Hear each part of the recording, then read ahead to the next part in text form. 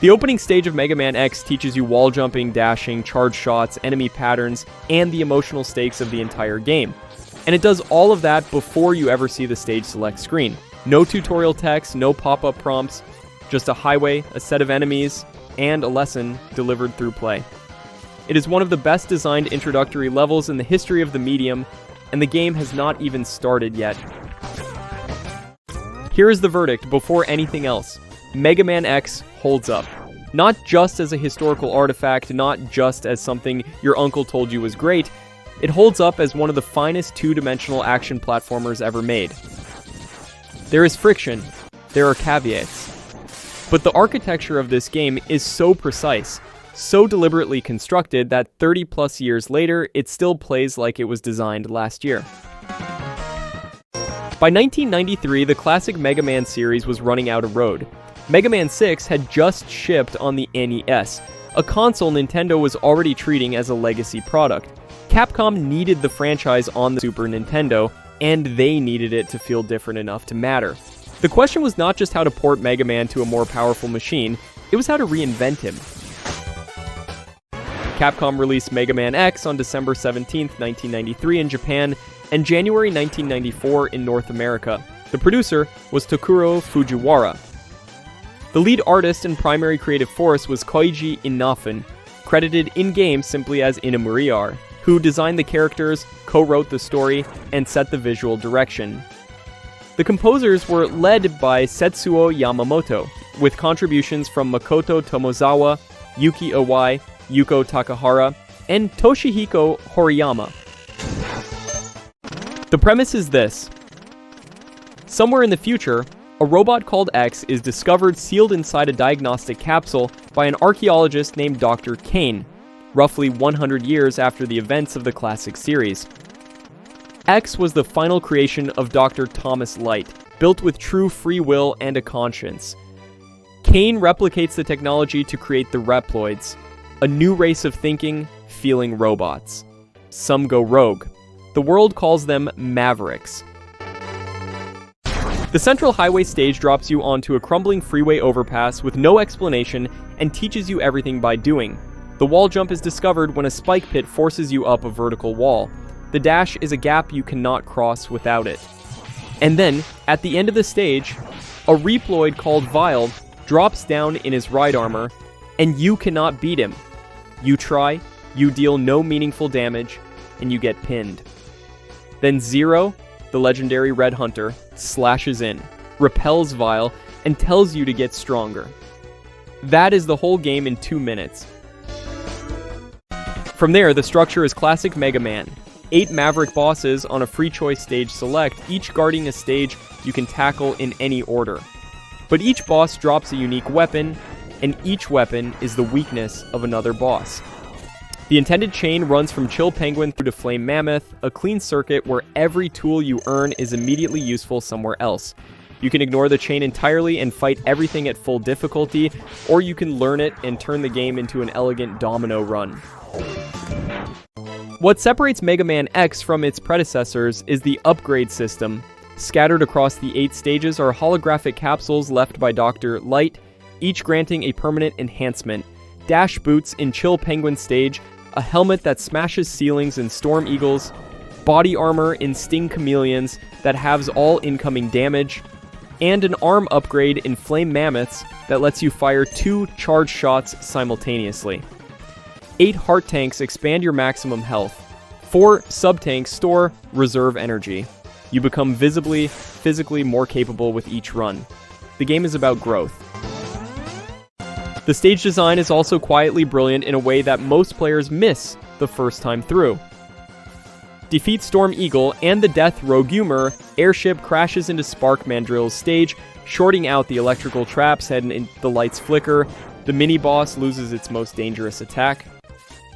Defeat Chill Penguin, and the lava rivers in Flame Mammoth stage freeze solid, changing the entire layout of the level. The world responds to your actions. It is an interconnected system dressed up as a set of isolated stages. The 8 Mavericks are worth naming because they are a genuine cast. Chill Penguin is the warm-up, almost friendly. Spark Mandrill is a brute in a darkened factory. Boomer Kawanger is an agile, teleporting nightmare. Sting Chameleon turns invisible mid-fight. Storm Eagle is a straight brawl on top of an airship with the wind in your face. Each one has a personality, a stage that reflects it, and a fight that feels distinct. For 1993 boss design, this is the standard everything else is measured against. Then there is Zero. Zero is your ally, and from the moment he saves you on the highway, he is obviously the cooler one. Red armor, long blonde hair, a Z-saber he barely needs to unsheath. He shows up rarely, which is exactly right. Each appearance carries weight. When he is destroyed by Vile and Sigma's fortress, pinned and blown apart, protecting X, it lands, because the game has spent the entire runtime making you understand what he means. Zero is the emotional spine of a game that could have had none. Here's the argument for why the reinvention works. Classic Mega Man gave you boss weapons that were situationally useful and then largely irrelevant. Mega Man X gives you permanent upgrades that change what you are physically capable of doing. You do not just get a new tool, you become a different, better version of yourself. Momentum and growth are built into the structure. Every stage you complete makes the next one more manageable, not because the difficulty scales down, but because you scale up. That is the design philosophy that the X sub-series would spend the next decade chasing and rarely recapturing. Sigma's Fortress is 4 stages of escalating pressure. The game shows its hand here, the enemy design gets denser, the platforming more demanding. Vile returns as a proper boss fight you can actually win this time, which the game frames as a deliberate reversal. And before the final confrontation with Sigma, Zero appears one last time, damage beyond repair, arms gone, and gives X his arm cannon as a final upgrade. It is a quiet, understated moment in a 16-bit game, and it is more emotionally resonant than most things with full voice casts and orchestral scores. The soundtrack is a significant part of why this game endures. Setsuo Yamamoto's Central Highway theme reportedly came to him while cycling along the Yodogawa River at sunset, and you can hear it. It is urgent, propulsive, and slightly melancholy, all at once. Makoto Tomozawa wrote the Spark Mandrill and Storm Eagle themes, both iconic. The SNES sound chip is being pushed hard here, and the result is a score people have been covering and remixing for 3 decades. There is not a bad track on it. My favorite thing in this game is the dash. Not the Hadouken, not Zero's sacrifice, the dash. Because the dash is not just a movement option, it is the identity of Mega Man X as distinct from classic Mega Man. The moment you get the dash boots from Chill Penguin's stage, the game opens up. You can reach ledges, clear gaps, extend jumps, slam into walls. The pacing doubles. Classic Mega Man is deliberate and precise. Mega Man X is about momentum. One upgrade makes that viscerally clear. The world earns its melancholy in a way the story barely needs to explain. They're Reploids with free will, going rogue not because they are defective, but because they choose to. Sigma was not built as a villain, he was the best of them, until a single encounter with Zero's Maverick virus rewired his thinking. The game posits a future where consciousness is a liability, and freedom of thought is dangerous. It does not hammer this point. It just lets it sit in the background while you play, and if you are paying attention, it lands. The set pieces hold up remarkably well. The opening highway with its collapsing sections and the unavoidable Vile fight. Storm Eagle's stage on top of an aircraft carrier with the boss fight in open air. The fortress's brutalist corridors, the Sigma rematch through multiple forms, and then the Hadouken capsule in Armored Armadillo's stage, hidden in plain sight at the end of a ledge, requiring you to have completed every single other task in the game before it appears. It is one of gaming's most generous Easter eggs and one of its most demanding prerequisites. Here's the honest part. Mega Man X is short. A skilled player clears it comfortably in under 2 hours. The weakness chain, once you know it, trivializes several bosses to the point of embarrassment. Spark Mandrill frozen mid-animation by Chill Penguin's Ice Blast is almost pitiful. The fortress stages introduce a few difficulty spikes that feel less designed and more blunt. Certain sections, where you will die repeatedly, to attacks you cannot react to on a first pass. The game is excellent, it is also over before you are ready for it to be. The secrets are worth knowing. All 4 armor upgrades, all 8 heart tanks, all 4 sub-tanks. Find everything, and a 5th visit to Armored Armadillo's stage with full health triggers, a Dr. Light capsule containing the Hadouken. Quarter circle forward plus fire, exactly like Street Fighter 2, it one-shots every boss in the game. There is also a trick in Sigma's first Fortress stage. If you arrive without having picked up the arm upgrade from Flame Mammoth's stage, Zero, after his destruction, gives you his own arm cannon. Different route, same result. How to play it in 2026. The Mega Man X Legacy Collection, released in 2018 for Switch, PlayStation 4, Xbox One, and PC, is the cleanest option. It includes Mega Man X through Mega Man X4, a Rookie Hunter difficulty mode for newcomers, and the Day of Sigma anime prequel. If you want the PSP remake from 2005, Maverick Hunter X is a solid 3-dimensional retelling with voiced cutscenes, though the rebalancing changes the feel. For purists, the original SNES ROM is on every emulator worth running. The Legacy Collection is the practical recommendation. So does it hold up? Yes.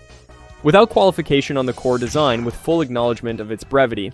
The wall jump, the dash, the upgrade loop, the boss variety, the interconnected stages, the soundtrack, Zero. None of it has aged poorly. What the game does, it does with a precision and intentionality that most modern action platformers do not match. It is not nostalgia. I have played it cold with people who had never touched it, and they were hooked inside the first 20 minutes. That is the actual test. Here is the hot take. Mega Man X is a better designed game than every sequel it spawned, and the series should have ended at 3. The first game is close to a perfect expression of its thesis.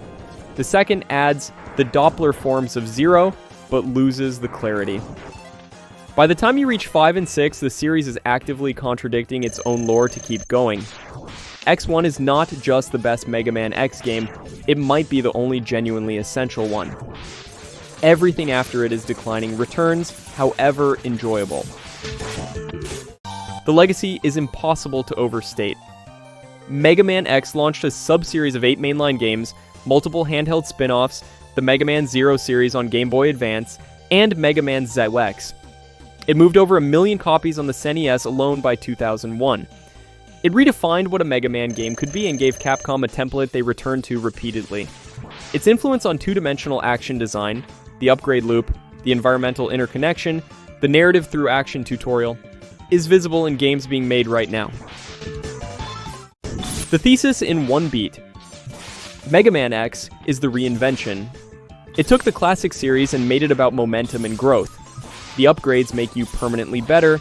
The intro stage is one of the finest wordless tutorials ever designed. And Zero gave the franchise an emotional core it never had before. Those 3 things working together are why this game is still being talked about 30 years later. If you are coming to it fresh, and some of you are, which is the right reason to be watching this, start with the Mega Man X Legacy Collection, turn Rookie Hunter on if the early deaths frustrate you, then turn it off once you understand the stage geometry. Find the dash boots first, then follow your instincts. Do not look up the weakness chain. Play it blind, discover the stage effects yourself, find the upgrade capsules on your own. The game is designed to be discovered, and it rewards that. That is Mega Man X Capcom 1993. Still essential. Thanks for watching. We will see you in the next one.